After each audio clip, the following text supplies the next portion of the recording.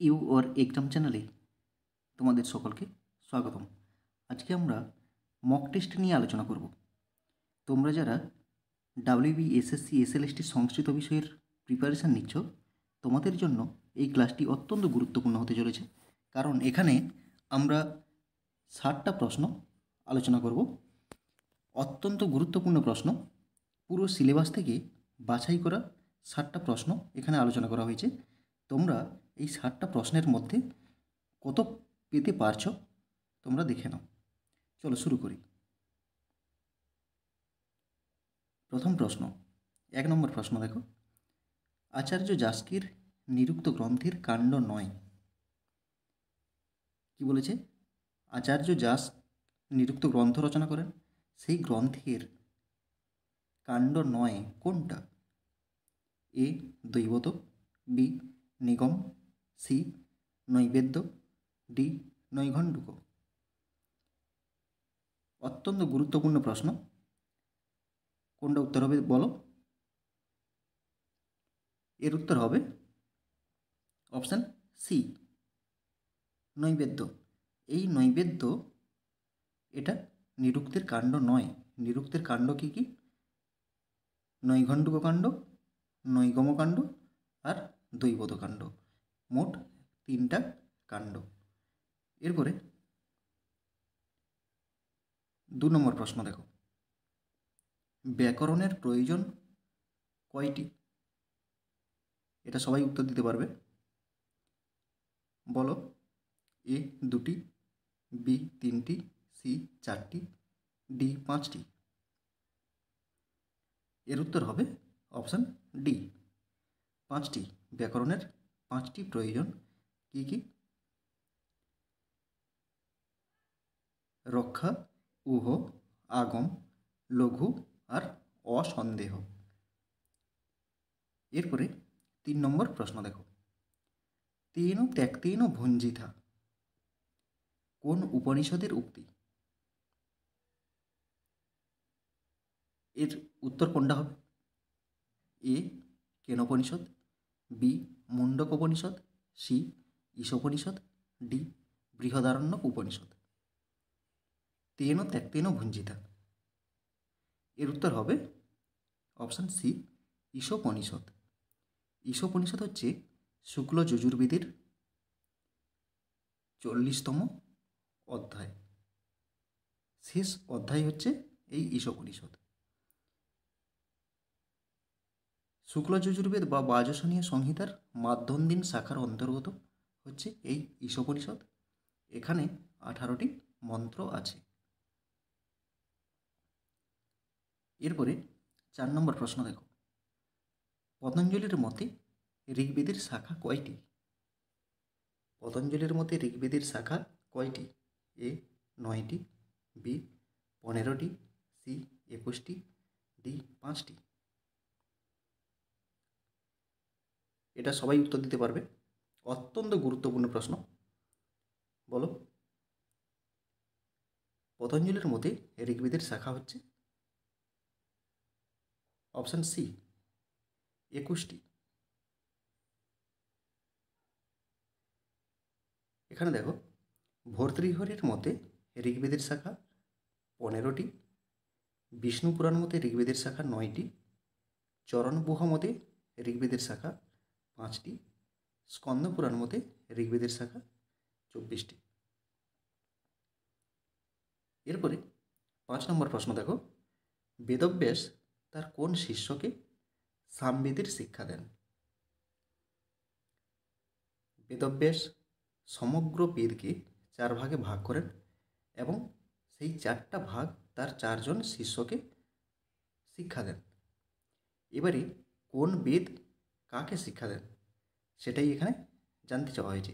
সামবেদ কাকে শিক্ষা দিয়েছিলেন? A Paila, B Jaimini, C Vaishampayana, D Sumanta. বলো কোনটা উত্তর হবে? অত্যন্ত গুরুত্বপূর্ণ প্রশ্ন। এর উত্তর হবে অপশান বি জৈমিনী। ব্যাসদেব জৈমিনীকে সামবেদের শিক্ষা দিয়েছিলেন। এরপরে 6 নম্বর প্রশ্ন দেখো, গৌতম ধর্মসূত্র কোন বেদের সঙ্গে সম্বন্ধযুক্ত? গৌতম ধর্মসূত্র কোন বেদের সঙ্গে সম্বন্ধযুক্ত? A Rigveda, B Samaveda, C Yajurveda, D Atharvaveda.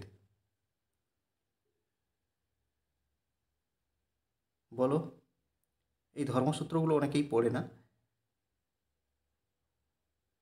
কোনটা উত্তর হবে? এটা হবে অপশান বি সামবেদ। গৌতম ধর্মসূত্র হচ্ছে সামবেদের সঙ্গে সম্বন্ধযুক্ত। এরপরে 7 নম্বর প্রশ্ন দেখো, বৌদ্ধ যুগে অযোধ্যার নাম কী ছিল? বৌদ্ধ যুগে অযোধ্যার নাম কী ছিল? A Pataliputra, B Vaishali, C Mithila, D Saket. এটা সবাই উত্তর দিতে পারবে, বলো এবার। এর উত্তর হবে অপশান ডি সাকেত। বৌদ্ধ যুগে অযোধ্যার নাম কী ছিল? সাকেত। এরপরে 8 নম্বর প্রশ্ন দেখো, রামচন্দ্র দুর্গাপূজা করেছিলেন কোন কাণ্ডে? রামচন্দ্র দুর্গাপূজা করেছিলেন কোন কাণ্ডে? এ আদিকাণ্ডে, বি অযোধ্যাকাণ্ডে, সি সুন্দরকাণ্ডে, ডি যুদ্ধকাণ্ডে। কী হবে বলো? এর উত্তর হবে অপশান ডি যুদ্ধকাণ্ডে। রামচন্দ্র দুর্গাপূজা যুদ্ধকাণ্ডে করেছিলেন। এই যুদ্ধকাণ্ডের আরেকটা নাম হচ্ছে লঙ্কাকাণ্ড, লঙ্কাকাণ্ড বা যুদ্ধকাণ্ড। এরপরে 9 নম্বর প্রশ্ন দেখো, অদ্ভুত রামায়ণে মোট কয়টি সর্গ আছে? অদ্ভুত রামায়ণে মোট কয়টি সর্গ আছে? এ 7টি, বি 9টি, সি 27টি, ডি 24টি। অদ্ভুত রামায়ণ এখানে কোনটা হবে উত্তর বলো? এর উত্তর হবে অপশান সি 27টি। অদ্ভুত রামায়ণে মোট কয়টি? 27টি সর্গ আছে। এটি রচনা করেন মহর্ষি বাল্মীকি। ভাষাটা কি? সংস্কৃত ভাষা। এরপরে 10 নম্বর প্রশ্ন দেখো, এগুলোর মধ্যে প্রাকৃত ভাষায় রচিত কোনটি? নিচে যে কাব্যগুলোর নাম দেওয়া আছে সেগুলোর মধ্যে প্রাকৃত ভাষায় কোনটি রচিত? এ Ramayana Manjari, B সেতুবন্ধন, C Janaki হরণম, D রাঘব পাণ্ডবীয়। কোনটা উত্তর হবে? অপশান বি, অপশান বি উত্তর হবে সেতুবন্ধনম। এটা প্রবর সেনের লেখা, প্রাকৃত ভাষায় রচিত। এটি প্রবর সেনের লেখা, প্রাকৃত ভাষায় রচিত। এর স্বর্গ আছে মোট 15টি স্বর্গ। এর অপর নাম হচ্ছে কি? রাবণ বহ। এরপরে 11 নম্বর প্রশ্ন দেখো, ভারত কৌমুদী, ভারত কৌমুদী কে রচনা করেন?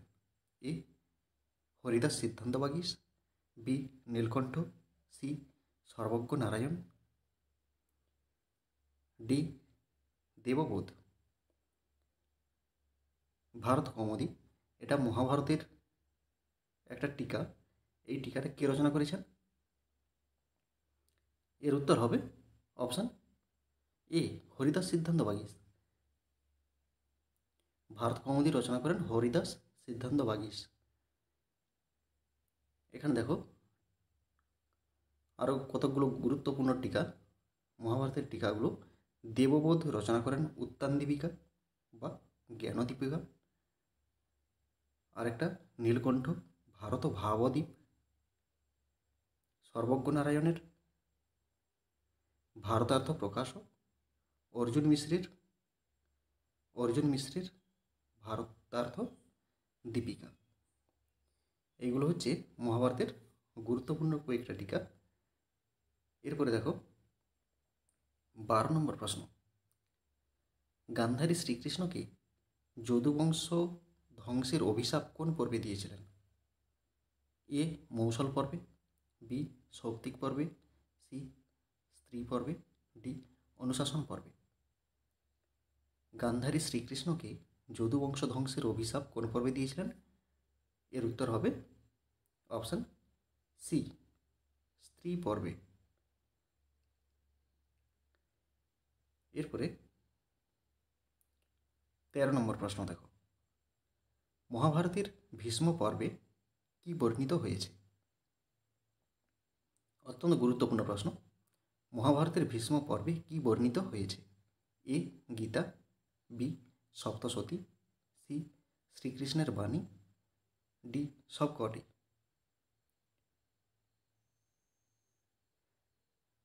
শ্রীকৃষ্ণের বাণী অবশ্যই মহাভারতে বর্ণিত হয়েছে। আবার সপ্তশতী মানে গীতার অপর নাম, আর অপশান হচ্ছে গীতা। শ্রীকৃষ্ণের বাণীর সংকলন হচ্ছে গীতা, গীতার অপর নাম সপ্তশতী।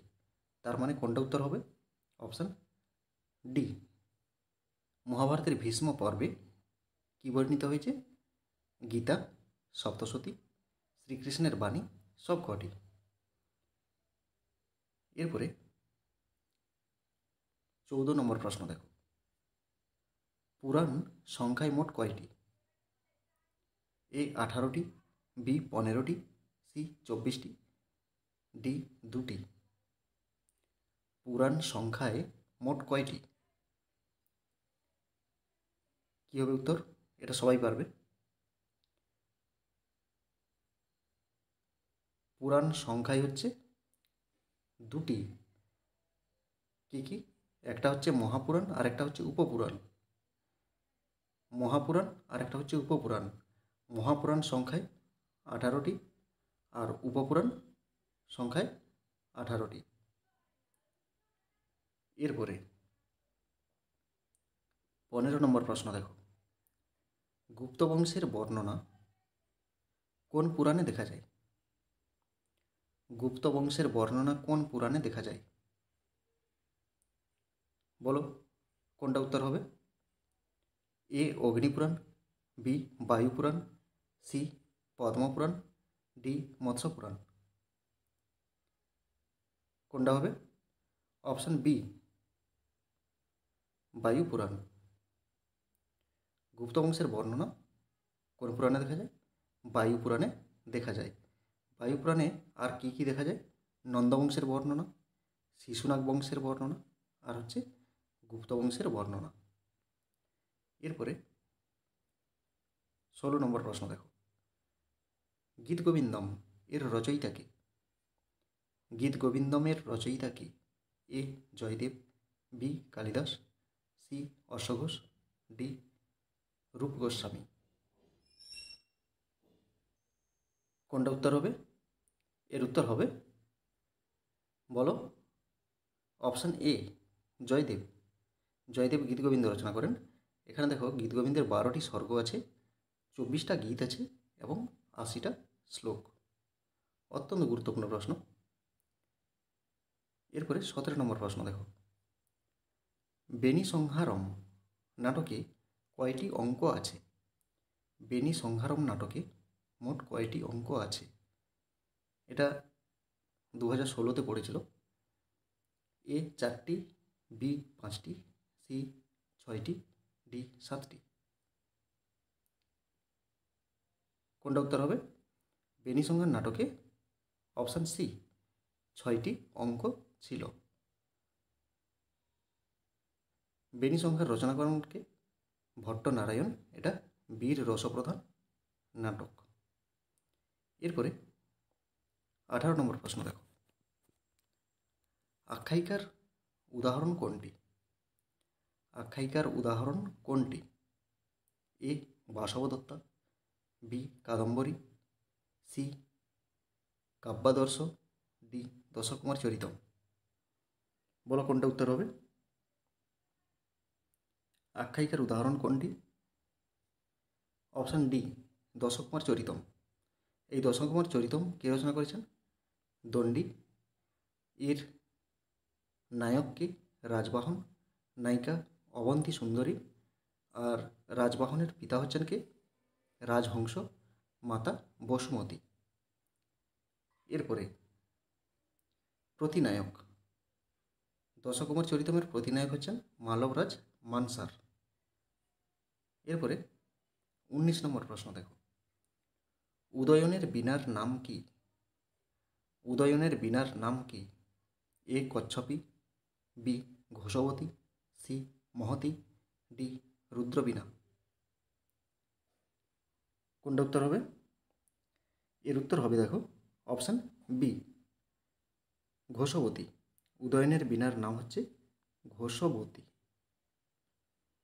এরপরে 20 নম্বর প্রশ্ন, এগুলোর মধ্যে কোনটি রূপক নয়?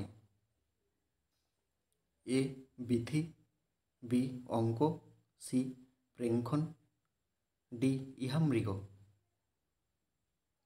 কোনটা উত্তর হবে? রূপক নয় কোনটা? অপশান সি প্রেক্ষণ। এটা রূপক নয়, এটা কি? উপরূপক। এটা হচ্ছে উপরূপক। আর বাকিগুলো হচ্ছে রূপকের ভাগ। রূপক হচ্ছে 10টা আর উপরূপক হচ্ছে 18টা।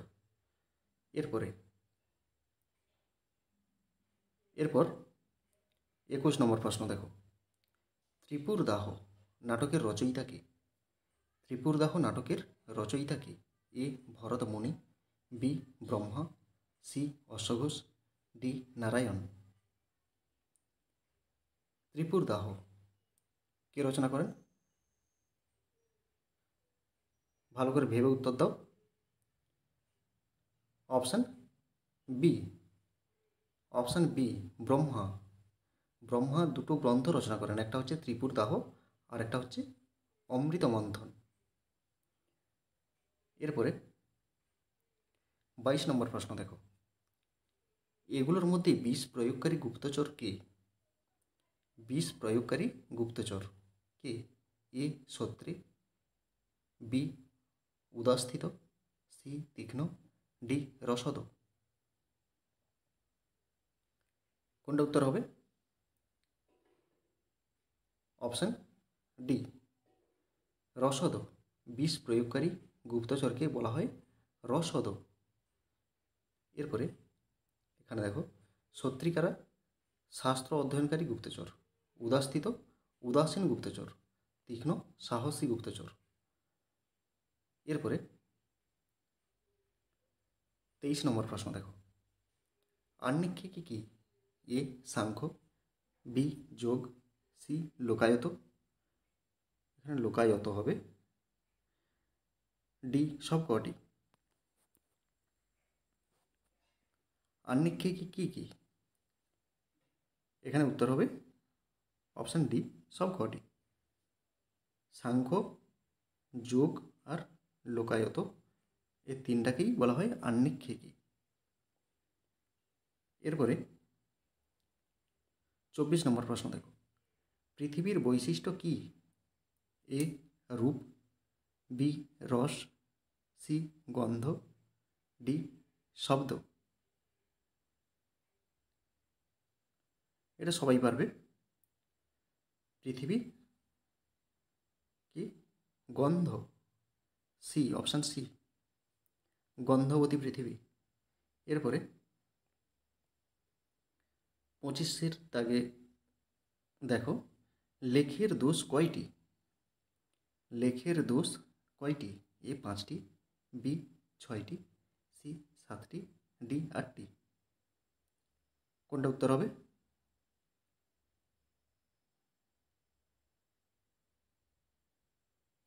কোনটা উত্তর হবে বলো? এর উত্তর হবে অপশান এ 5টি। 5টি লেখের দোষ কি কি? অকান্তি, ব্যাঘাত, পুনরুক্ত, অপশব্দ আর সংপ্লব। এই 5টা হচ্ছে লেখের দোষ। এরপরে 26 নম্বর প্রশ্ন দেখো, এসাং হি বাহু গুণলেন ড্যাশ বিশিষ্যতে। শূন্যস্থানে কী হবে? এ মহিদুর্গম, বি অপদুর্গম, সি নৃদুর্গম, ডি গিরিদুর্গম। এসাং হি বাহুগুল্যেন ড্যাশ বিশিষ্যতে। সবাই পারবে এটা। কি উত্তর হবে? অপশান ডি গিরিদুর্গম। গিরিদুর্গম বিশিষ্যতে। এখানে গিরিদুর্গকে শ্রেষ্ঠ বলা হয়েছে, শ্রেষ্ঠ দুর্গ, যেখানে কে থাকেন? দেবতা থাকেন। 27 নম্বর দেখো, অলব্ধং চৈব লিপ্সিত লব্ধং রক্ষিত প্রযত্নতঃ। এটি কোথায় পাই? এ অর্থশাস্ত্রে, বি অভিজ্ঞান শকুন্তলে, সি মনুসংহিতায়, ডি মহাভারতে। অলব্ধং চৈব লিপ্সিত লব্ধং রক্ষিত প্রযত্নতঃ। এটি কোথায় পাই? Option C মনুসংহিতায়। এটি পুরুষার্থ বিষয়ে বলা হয়েছে। এরপরে 28 নম্বর প্রশ্ন দেখো, 10টি কামজ ব্যসনের মধ্যে অধিক কষ্টকর কয়টি? 10টি কামজ ব্যসনের মধ্যে কয়টি অধিক কষ্টকর? এ 3টি, বি 4টি, সি 5টি, ডি 6টি। এর কোনটা উত্তর হবে?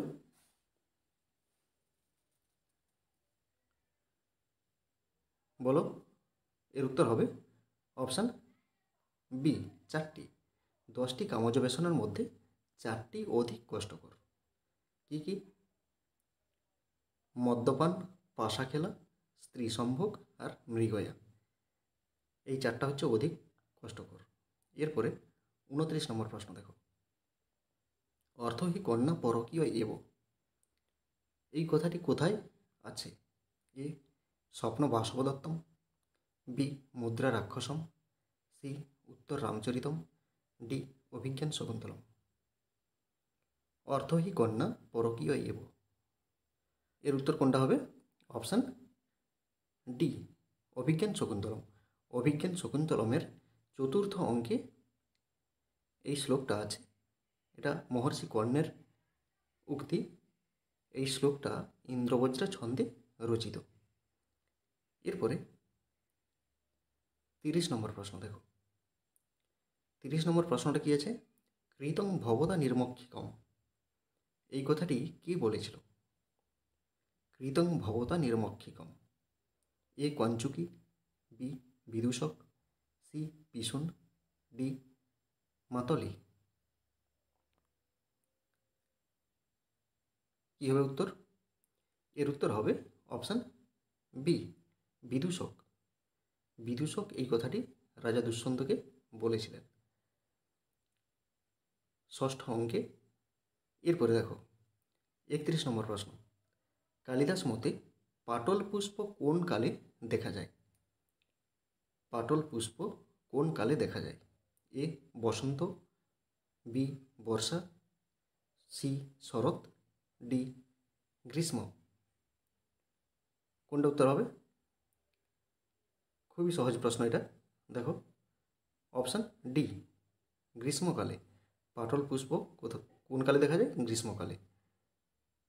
এটা সূত্রধারের কথার মাধ্যমে আমরা জানতে পারি। আচ্ছা, এরপরে দেখো 32 নম্বর প্রশ্ন, উপপদ মতেং এর সঙ্গে কোন সমাসের সম্বন্ধ আছে? উপপদ মতিং এর সঙ্গে কোন সমাসের সম্বন্ধ আছে? এ অব্যয়ীভাব, বি তৎপুরুষ, সি কর্মধারয়, ডি বহুব্রীহি। বলো কোনটা উত্তর হবে? এর উত্তর হবে অপশান বি উপপদ মতিং। মানে এটা উপপদ তৎপুরুষের সূত্র, তৎপুরুষের অন্তর্গত। এরপরে 33 নম্বর প্রশ্ন দেখো, কুগতি প্রাদায় সূত্রে কোন পদটি সিদ্ধ হয়েছে?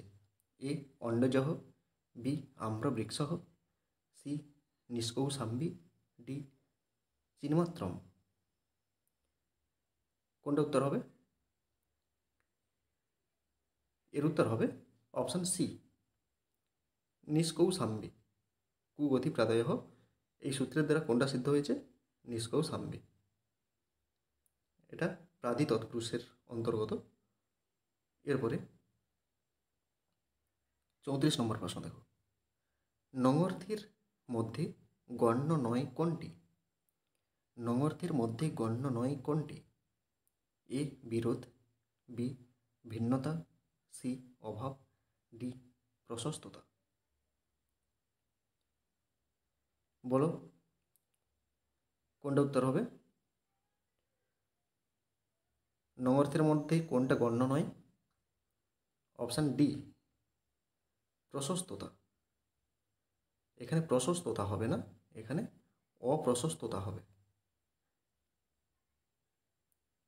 নঙর্থীর 6টা অর্থ: সাদৃশ্য, অভাব, ভিন্নতা, অল্পতা, অপ্রশস্ততা এবং বিরোধ। এই 6টা অর্থে প্রযুক্ত হয় নং। এরপরে দেখো 35 নম্বর প্রশ্ন, প্রবিশ্য কোন সমাস হয়েছে? প্রবিশ্য কোন সমাস হয়েছে? এ তৎপুরুষ, বি অব্যয়ীভাব, সি কর্মধারয়, ডি বহুব্রীহি। প্রবিশ্য কোন সমাস হয়েছে? বলো কোন উত্তরটা হবে? এর উত্তর হবে অপশান এ তৎপুরুষ।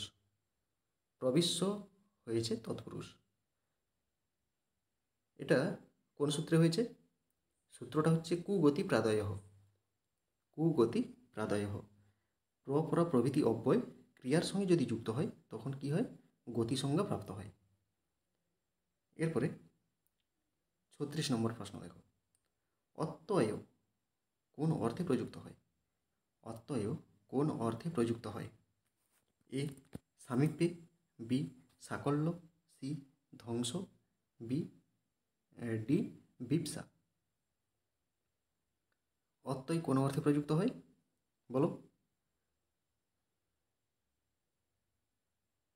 এর উত্তর হবে অপশান সি ধ্বংস।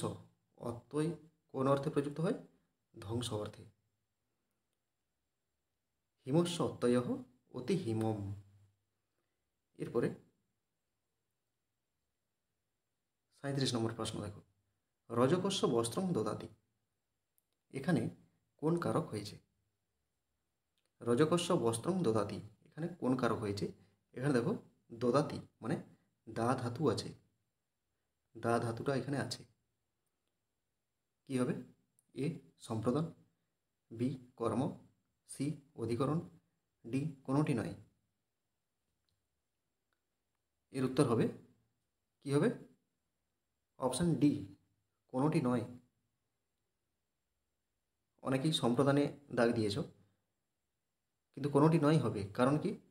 এখানে দদাতি ক্রিয়ার কর্মকে বস্ত্র, এই বস্ত্রের দ্বারা কাকে যুক্ত করতে চাওয়া হয়েছে? রজককে। কিন্তু এখানে অর্থটা কি? দান করা অর্থ বোঝাচ্ছে না। রজক কি বস্ত্র দান করা অর্থ বোঝাচ্ছে না। রজক ধৌত করে এই বস্ত্রটা আবার কি গৃহকর্তাকে ফেরত দেবেন, তাই এটা দান বোঝাচ্ছে না। এটা কি শেষে ষষ্ঠী হচ্ছে। যদি দান করা বোঝাতো তাহলে এটা সম্প্রদানম হতো। কর্মা জমাভিপ্রীতি স্বসম্প্রদানম, এই সূত্র অনুসারে এটা সম্প্রদান হতো, কিন্তু এটা শেষে ষষ্ঠী হয়েছে। এরপরে 38 নম্বর প্রশ্ন দেখো, কৃত প্রত্যয় যোগে ষষ্ঠী বিভক্তি কোথায় হয়? কৃত প্রত্যয় যোগে ষষ্ঠী বিভক্তি কোথায় হয়? এ কর্তা, বি কর্ম, সি করণ, ডি এ ও বি। কী হবে উত্তর? এর উত্তর হবে অপশান ডি কৃত প্রত্যয় যোগে কর্তায় এবং কর্মে ষষ্ঠী বিভক্তি হয়। কোন সূত্রের দ্বারা? সূত্রটা হচ্ছে কর্তৃকর্মণঃ কৃতিহি।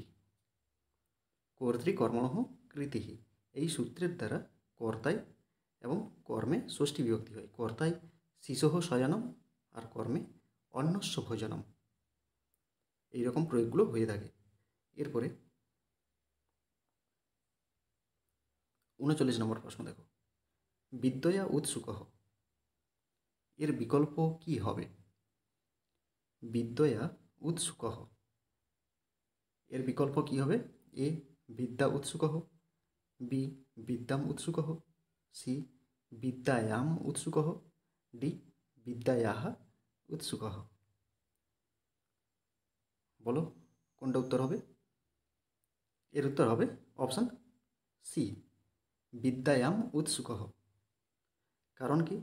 এটা কোন সূত্রের দ্বারা হচ্ছে? সূত্রটা হচ্ছে প্রসিতোৎসুকাভ্যাং তৃতীয়াচ।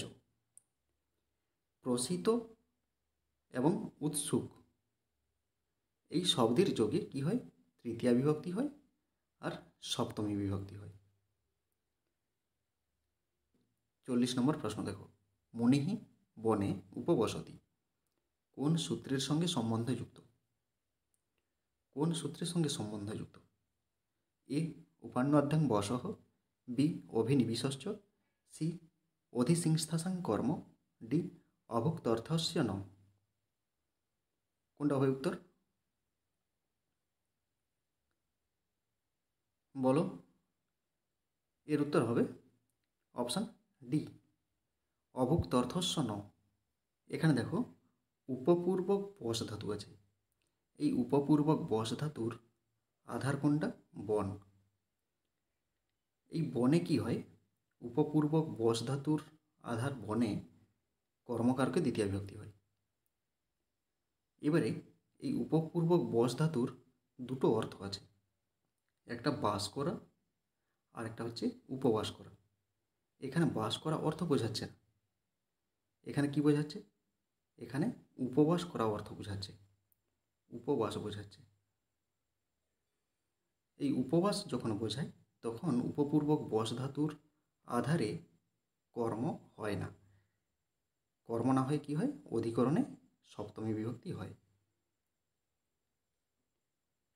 উপপূর্বক বস ধাতুর অর্থ বাস বোঝালে তার আধারে কি হয়? কর্ম হয় না, কি হয়? আধারে সপ্তমী বিভক্তি হয়। এরপরে 41 নম্বর প্রশ্ন দেখো, শিশু সজ্জাম অধিশেতে সজ্জাম পদে কোন সূত্রে কর্মকারক হয়েছে? এখানে অধিপূর্বক সি ধাতু আছে, তাহলে কোনটা উত্তর হবে?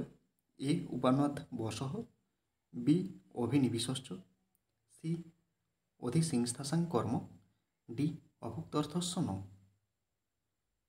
কোনটা উত্তর হবে? এর উত্তর হবে অপশান সি অধিসিংস্থাসাং কর্ম। এখানে দেখো অধিপূর্বক সি ধাতু আছে। সি ধাতু হচ্ছে অকর্মক ধাতু, কিন্তু এই অকর্মক সি ধাতুর সঙ্গে অধি উপসর্গ যোগ থাকার জন্য এই সি ধাতুটা কী হয়েছে? সকর্মক হয়েছে। এর জন্য এই অধি সেতে এর আধার সজ্জাপদে কী হয়েছে? কর্মকারকে দ্বিতীয়া বিভক্তি হয়েছে। এই যে এখানে দেখো অধিপূর্বক সি, স্থা ও আস ধাতু এই তিনটাই হচ্ছে কি? অকর্মক ধাতু। যখন এই অকর্মক ধাতুগুলোর সঙ্গে অধি উপসর্গটা যোগ হচ্ছে তখন এরা কি হয়ে যাচ্ছে? সকর্মক হয়ে যাচ্ছে। এরপরে 42 নম্বর প্রশ্ন দেখো, অঞ্জসা এর অর্থ কী? এ শীঘ্র, বি ধীরে, সি অন্যদিন, ডি অপচয়। এর অর্থ কোনটা হবে? এর অর্থ হবে অপশান এ শীঘ্র। অঞ্জসা কথার অর্থ হচ্ছে শীঘ্র। এরপরে এগুলো অত্যন্ত গুরুত্বপূর্ণ প্রশ্ন দেখো, 43 নম্বর প্রশ্ন, কৃতি এর অর্থ কী? এ কৃতার্থ, বি কীর্তি, সি জন্য, ডি কীর্তন। কোনটা উত্তর হবে? বলো। এর উত্তর হবে অপশান সি জন্য। কৃতি কথার অর্থ হচ্ছে জন্য। এরপরে দেখো 44 নম্বর প্রশ্ন, ইহ এর অর্থ কী? এ এখন, বি এখানে, সি এরকম, ডি এদিকে। ইহ কথার অর্থ কী? বলো। এখানে। অপশান বি ইহ কথার অর্থ হচ্ছে এখানে। এরপরে চলো 45 নম্বর প্রশ্ন দেখো। মধু আর মধু এর অর্থ কী? এ পুষ্পরস মাস বিশেষ, বি ভ্রমর নির্যাস চৈত্র মাস, সি নাম বিশেষ চৈত্র মাস, ডি নাম বিশেষ পুষ্পরস। কোনটা উত্তর হবে? এর উত্তর হবে অপশান ডি মধু। ম ধৈহস বিসর্গকার মানে হচ্ছে নাম বিশেষ, আর ম ধৈহস মধু হচ্ছে পুষ্পরস। এরপরে 46 নম্বর প্রশ্ন দেখো। বাক্যম আর বাচ্যম এর অর্থ কী? এ পদসমষ্টি বাচ্য পরিবর্তন, বি বলা উচিত পদসমষ্টি, সি বাচ্য পরিবর্তন বলা উচিত, ডি পদসমষ্টি বলা উচিত।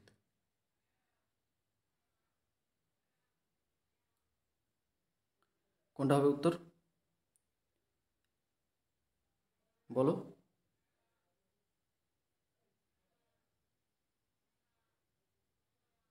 এর উত্তর হবে অপশান ডি বাক্যম। বাক্যম মানে হচ্ছে পদসমষ্টি, আর বাচ্যম মানে বলা উচিত। অপশান ডি হবে সঠিক উত্তর।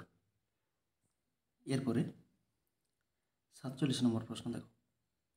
47 নম্বর প্রশ্নে কী আছে? বাকযুক্ত হরি সন্ধি করলে কী হবে? এ বাঘঘরি, বি বাঘ হরিহি, সি বাঘ হরিহি, ডি এ এবং সি। কোনটা উত্তর হবে বলো? এর উত্তর হবে অপশান ডি এ এবং সি। বাকযুক্ত হরি এর সন্ধি হলে কি হবে?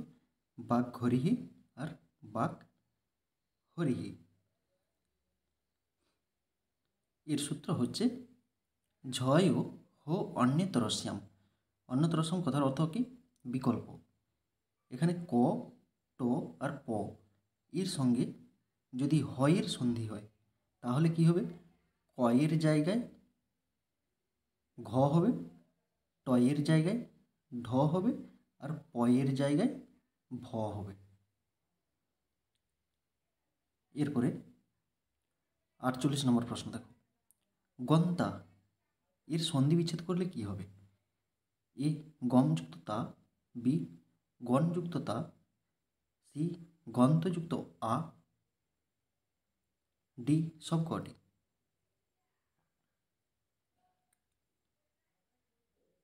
কোনটা উত্তর হবে বলো? এখানে সবকটি দেখে সবকটিতে টিক দিয়ে দেবে না, তাহলে ভুল হয়ে যাবে। এখানে উত্তর কোনটা হবে? অপশান এ গমযুক্ত তা, গন্তা। এখানে গমের ময় হসন্ত তার সঙ্গে তয় হসন্ত যুক্ত হয়ে কি হবে না ময়ের জায়গায় দন্তনয় হসন্ত হবে। এরপরে 49 নম্বর প্রশ্ন দেখো। নৃত্যন্তি পদটি কিভাবে গঠিত হয়েছে? এ নৃত যুক্ত সত্রিযুক্ত ইস প্রত্যয়, বি নৃত্যযুক্ত সত্রিযুক্ত ই প্রত্যয়, সি নৃত্যযুক্ত সত্রিযুক্ত ইণ প্রত্যয়, ডি কোনোটি নয়। বলো কোনটা উত্তর হবে? নৃত্যন্তি কোনটা উত্তর হবে? Option B. এখানে নৃত্যযুক্ত সত্রি যুক্ত ই প্রত্যয় হবে নৃত্যন্তি। এরপরে 50 নম্বর প্রশ্ন দেখো। ধাবন্যস্যহ এর সন্ধি করলে কি হবে? এর সন্ধি বিচ্ছেদ কোনটা হবে? এ ধাবনযুক্ত অশ্ব, বি ধাবনযুক্ত অশ্বহ, সি ধাবনযুক্ত অশ্বহ, ডি সবকটি। কোনটা উত্তর হবে? এর উত্তর হবে অপশান সি ধাবনযুক্ত অশ্বহ, ধাবনস্যহ। এখানে নিয়মটা কি? হ্রস্বস্বরের পরে যদি দন্তনে হসন্ত থাকে এবং তার সঙ্গে যদি স্বরবর্ণের কী হয় সন্ধি হয়, তাহলে এই দন্তনটা কী হবে? দ্বিত্ব হবে, মানে দ্বিত্ব মানে দন্তনই দন্তেন হবে। এরপরে 51 নম্বর প্রশ্ন দেখো, হনযুক্ত সন কোন পদটি সিদ্ধ হবে? হনযুক্ত সন কোন পদটি সিদ্ধ হবে? এ হনিশ্বতী, বি জিহাসতী, সি উভয়ই, ডি জিঘাংসতী। বলো কোনটা হবে? এর উত্তর হবে অপশান ডি জিঘাংসতী। হন যুক্ত সন যুক্ত লটতি জিঘাংসতী। এরপরে 52 নম্বর প্রশ্ন দেখো, জঙ্গম মতে পদে কোন ধাতু হয়েছে?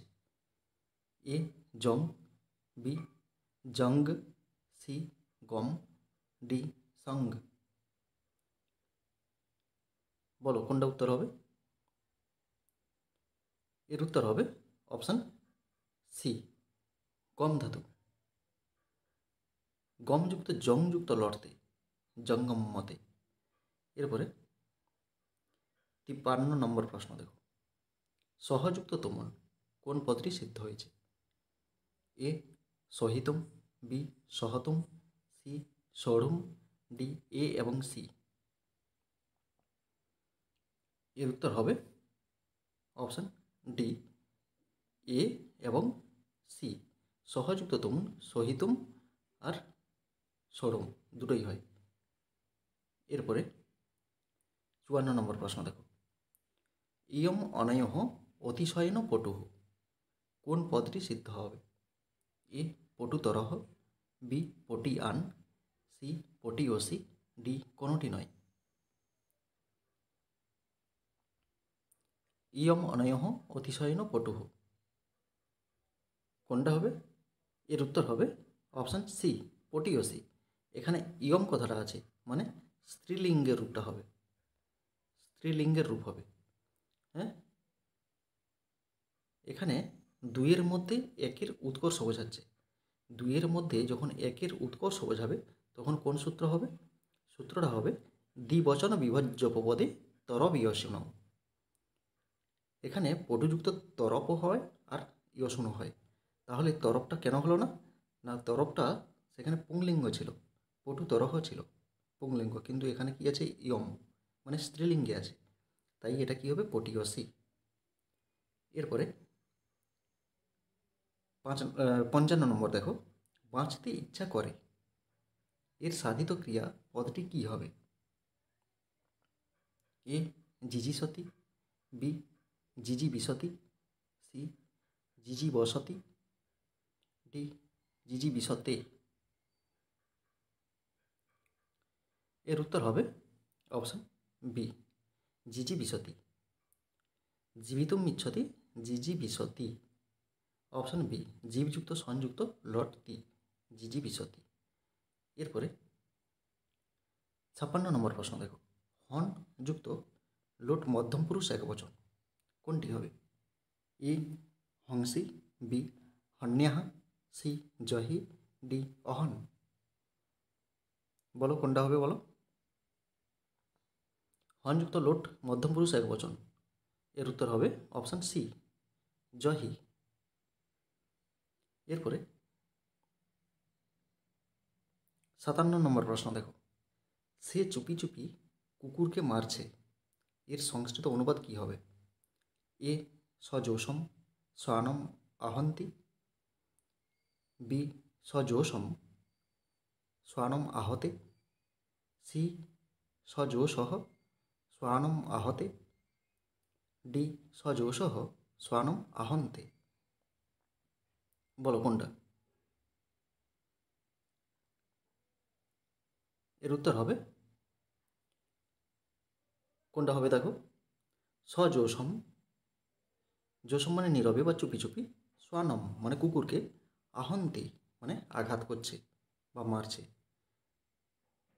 সজোষম ঠিকই আছে, শ্বানম আহতে। আহতে কথার অর্থ কী? আহতে কথার অর্থ হচ্ছে নিজের অঙ্গে আঘাত করে, মানে নিজেকে আঘাত করে, তাহলে এটা হবে না। এবারে এখানেও আহতে আছে, এটাও হবে না তাহলে। আর এখানে আহন্তে, এটাও হবে না। তার মানে অপশান এ হবে উত্তর। এরপরে 58 নম্বর প্রশ্ন দেখো, সম্পদ থেকে বিদ্যা বড়। সম্পদ থেকে বিদ্যা বড়, এর অনুবাদ কি হবে? এ সম্পদাৎ বিদ্যা গরীয়সী, বি সম্পদতঃ বিদ্যা গরীয়সী, সি সম্পদঃ বিদ্যা গরীয়সী, ডি সবকটি। এখানে সম্পদ থেকে মানে অপাদান বোঝাচ্ছে, অপাদানে পঞ্চমী বিভক্তি। এবারে কোনটা হবে বলো? এখানে উত্তর হবে অপশান সি, সম্পদঃ বিদ্যা গরীয়সী, মানে সম্পদ থেকে বিদ্যা বড়। সম্পদঃ মানে পঞ্চমীর একবচনে সম্পদঃ হয়। এরপরে 59 নম্বর প্রশ্ন দেখো, কোন বাক্যটি শুদ্ধ? এ রামেণ সা উক্তা, বি রামেণ সা উক্তাঃ, সি রামেণ সা উক্তঃ, ডি রামেণ স উক্তম। কোনটা হবে উত্তর দেখো? এখানে দেখো প্রত্যেকটাতে রামেণ পদ আছে, মানে কর্তায় তৃতীয়া বিভক্তি যোগ হয়েছে। কর্তায় তৃতীয়া যোগ হয়েছে, তাহলে কর্তায় তৃতীয়া কোথায় হয়? কর্মবাচ্যে। তাহলে কর্তায় তৃতীয়া যদি হয় তাহলে সা প্রথমা বিভক্তি, মানে কর্মে প্রথমা হয়েছে, প্রত্যেকটাই কর্ম প্রথমা আছে, শুধু এটা, তার মানে এটা হবে না। এবারে কর্ম অনুযায়ী ক্রিয়া হবে, তাহলে সা যদি এখানে থাকে কর্ম, তাহলে উক্তা, এটা ঠিক আছে। উক্তাহা এটা হবে না, উক্তা হবে না, উক্ত হবে না, উত্তম হবে না। তার মানে অপশান এ হচ্ছে সঠিক উত্তর, রামেণ সা উক্তা। এরপরে শেষ প্রশ্ন, 60 নম্বর প্রশ্ন, কোন বাক্যটি শুদ্ধ? এ মূর্খেণ সহ কলহ ন করণীয়, বি মূর্খেণ সহ কলহ ন করণীয়, সি মূর্খেণ সহ কলহ ন করণীয়, ডি সবকটি। এখানে বানানের ভুল আছে, দেখো নত্যবিধান সত্যবিধানগত ভুল। এখানে মূর্খেণ আছে, এখানেও মূর্খেণ আছে, এখানে মূর্খেণ, তার মানে এটা ভুল, এটা হবে না, প্রথমেই হয়ে গেল। সহ তিনটাতেই আছে, কলহ তিনটাতেই আছে, ন তিনটাতেই আছে। এবারে করণীয়, করণীয় এখানে মূর্ধন্য আছে, এখানে দন্তে ন আছে, দন্তে ন হবে না। এখানে করণীয় মূর্ধন্য, এটা ঠিক ছিল কিন্তু এখানে ভুল, তার মানে অপশান এটা হবে সঠিক, মূর্খেণ সহ কলহ ন করণীয়।